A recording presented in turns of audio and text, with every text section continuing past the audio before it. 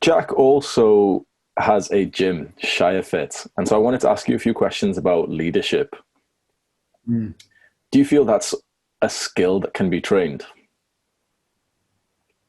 Yes, I do actually, because I've definitely learned so much, probably since maybe the age of about 15, 14, 15 in leadership, and I've slowly layered on. I think you end up molding your leadership style into what you think is right. So I've definitely added things on. I think you need to be a certain personality type to be a leader though. And I don't know if you disagree or agree, but I think there needs to be certain traits within your personality that make you a good leader. I'm not sure what they are, but I think you've got to, as a leader, you've got to be someone that can inspire others, and you've also got to be very thoughtful of others. Mm. So I do think they are kind of personality traits. So if you find, you get, it's rare, but you find someone that is maybe extremely selfish, often they won't make the best leaders because they're not concerned about the team effort, which I think leadership is very much about. They're only interested in their own selves. So although they might be successful within a team, I don't think they are often good leaders. Well said. I agree to an extent.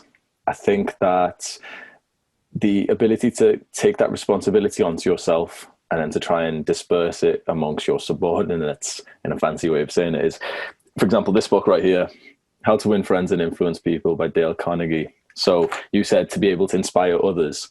That's a principle in this book, is to talk in terms of the other person's interests. So when, for example, I invited you to do this podcast, I didn't just say, oh, I've got a podcast, would you like to be on it?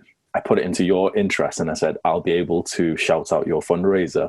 So somewhat I led that conversation to bring you here. And so when I do the YouTube videos, for example, I shouldn't really be a guy who's a leader naturally, but just by picking up this book, realizing what you said is to be able to inspire others to talk in their interests.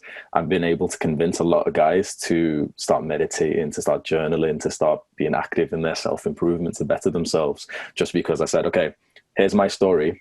If you do the exact same actions as me, you'll get the exact same results. And then I have like videos of girls and, the stuff that these guys all want, talking their interests. Oh, definitely. But I think there's one key fact in all of that, which is you care. And that is so important. That's true. Such an important factor of leadership. You care. Whether it be caring about the goal you're trying to achieve or care about others. And that fits and aligns with you. And you can see, like I said at the start, you just from seeing the stuff you talk, when you talk about people you've helped already, you care, which is going to make you a good leader.